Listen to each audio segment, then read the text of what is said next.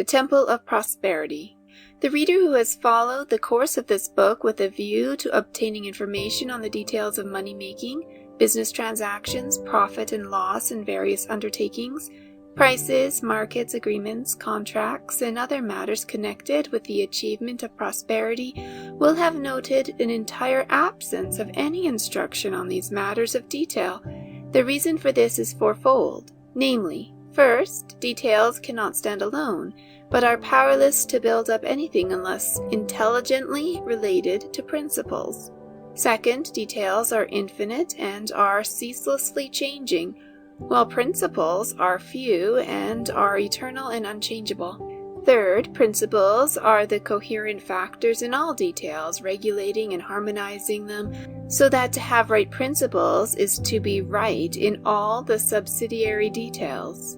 Fourth, a teacher of truth in any direction must adhere rigidly to principles, and must not allow himself to be drawn away from them into the ever-changing maze of private particulars and personal details, because such particulars and details have only a local right and are only necessary for certain individuals, while principles are universally right and are necessary for all men. He who grasps the principles of this book so as to be able intelligently to practice them will be able to reach the heart of this fourfold reason.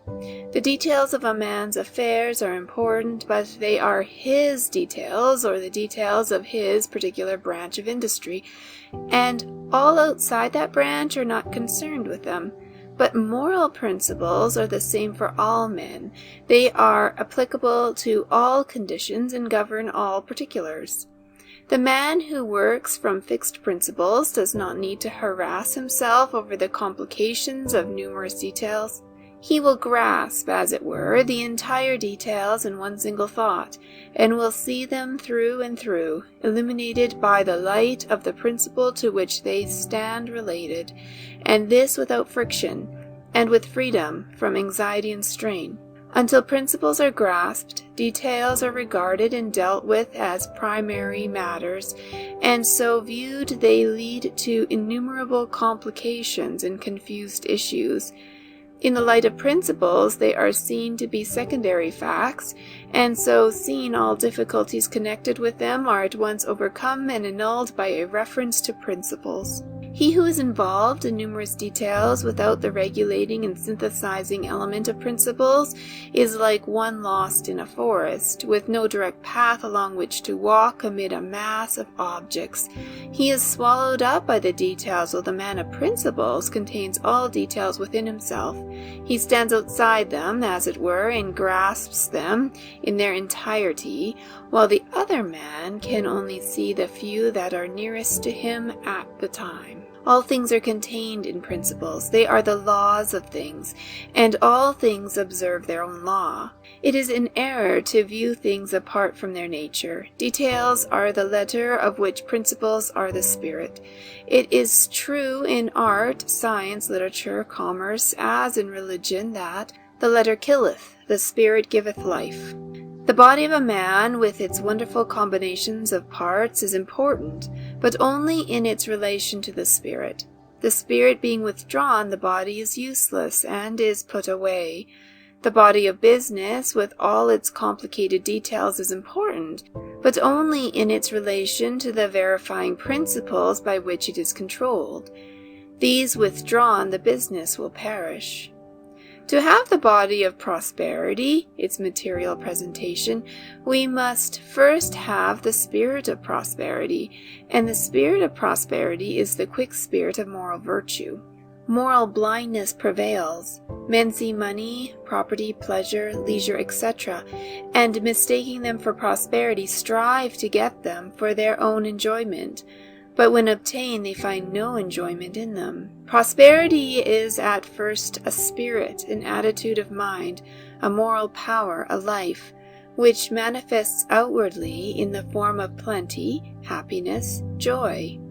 Just as a man cannot become a genius by writing poems, essays, plays, but must develop and acquire the soul of genius, when the writing will follow as effect to cause.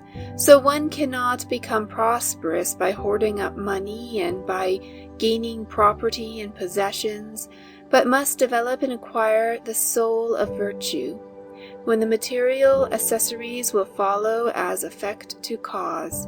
For the spirit of virtue is the spirit of joy, and it contains within itself all abundance, all satisfaction, all fullness of life.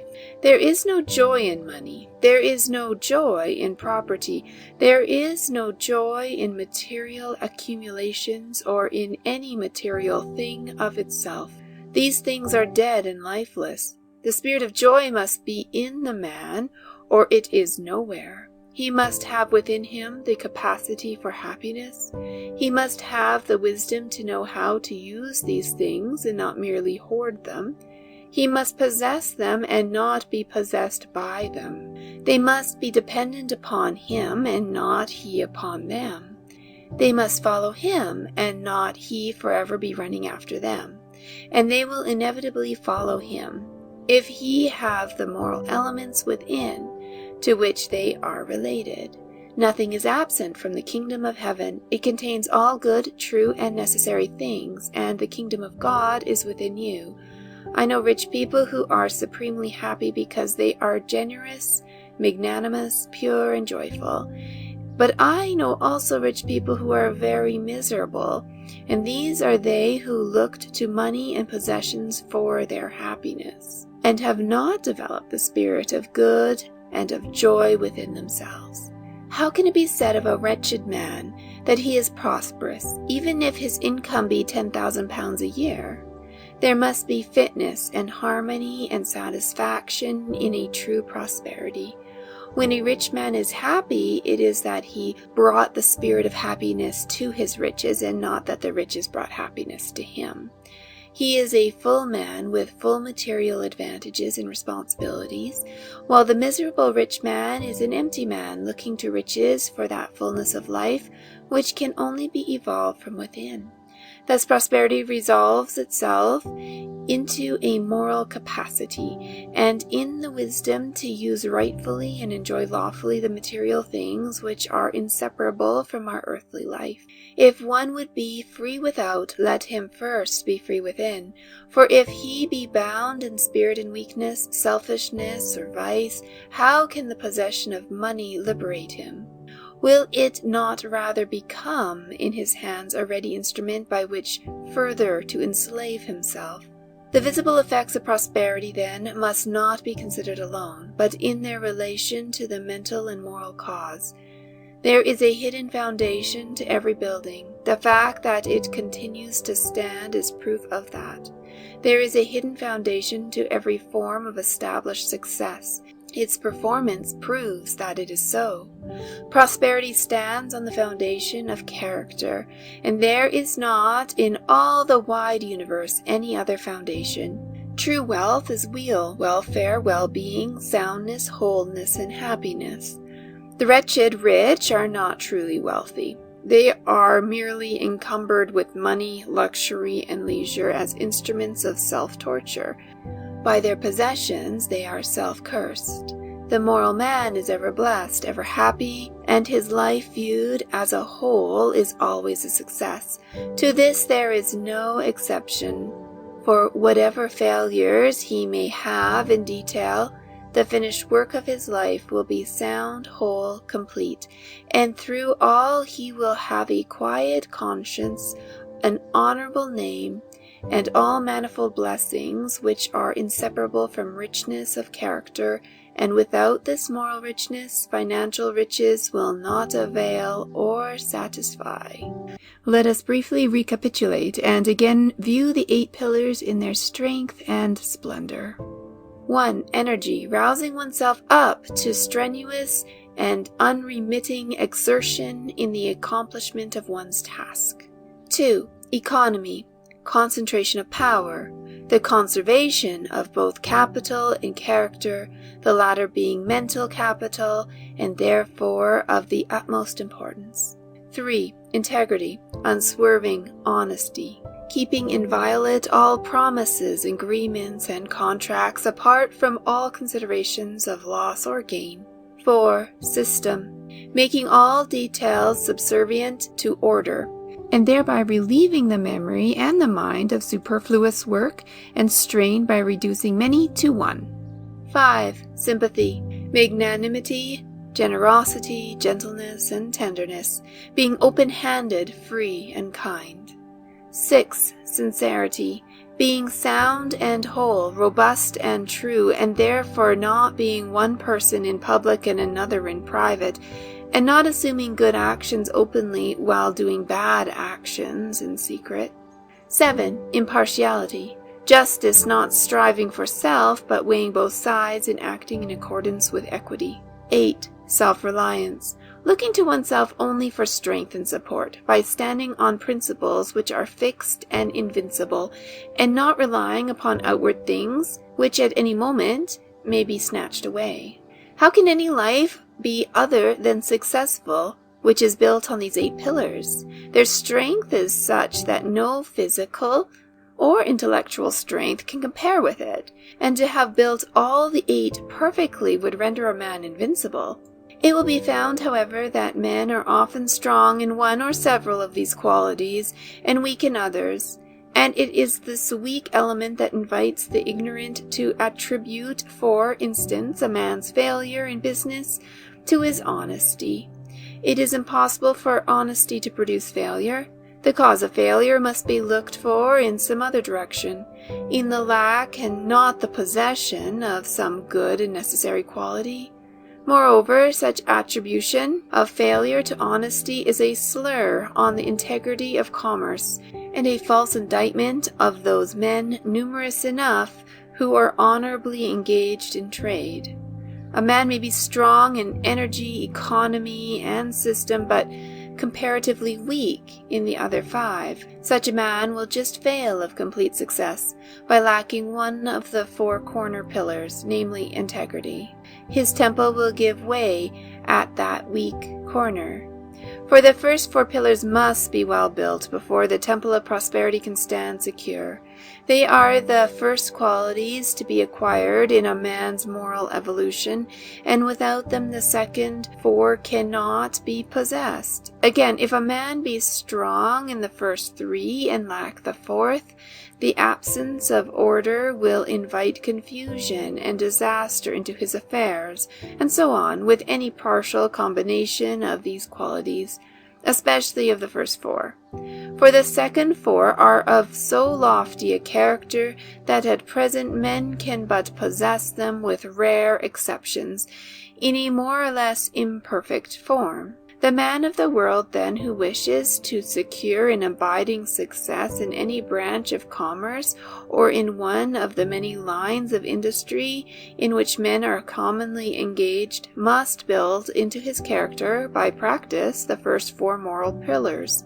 By these fixed principles he must regulate his thoughts, his conduct, and his affairs, consulting them in every difficulty, making every detail serve them, and above all, never deserting them under any circumstance to gain some personal advantage or to save some personal trouble. For so to desert them is to make oneself vulnerable to the disintegrating elements of evil, and to become assailable to accusations from others. He who so abides by these 4 principles will achieve a full measure of success in his own particular work, whatever it may be. His temple of prosperity will be well built and well supported, and it will stand secure. The perfect practice of these 4 principles is within the scope of all men who are willing to study them with the object in view.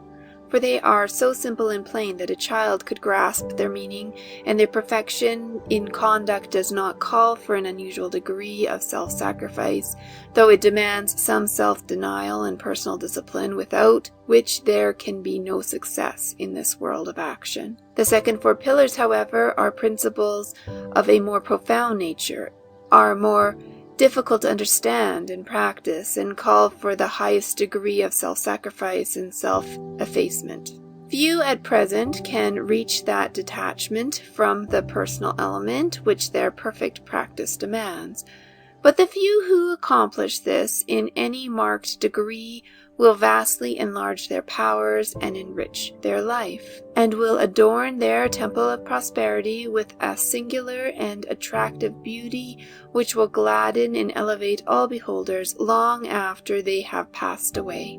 But those who are beginning to build their temple of prosperity in accordance with the teaching of this book must bear in mind that a building requires time to erect, and that it must be patiently raised up brick upon brick and stone upon stone, and the pillars must be firmly fixed and cemented, and labor and care will be needed to make the whole complete. And the building of this inner mental temple is none the less real and substantial because invisible and noiseless.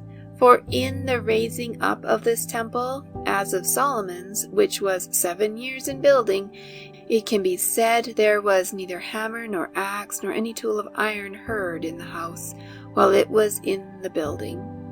Even so, O reader, construct thy character, raise up the house of thy life, build up thy temple of prosperity.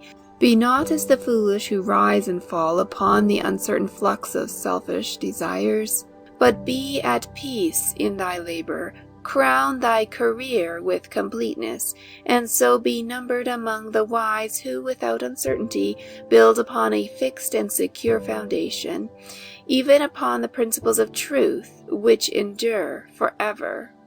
End of chapter 5. End of The 8 Pillars of Prosperity by James Allen.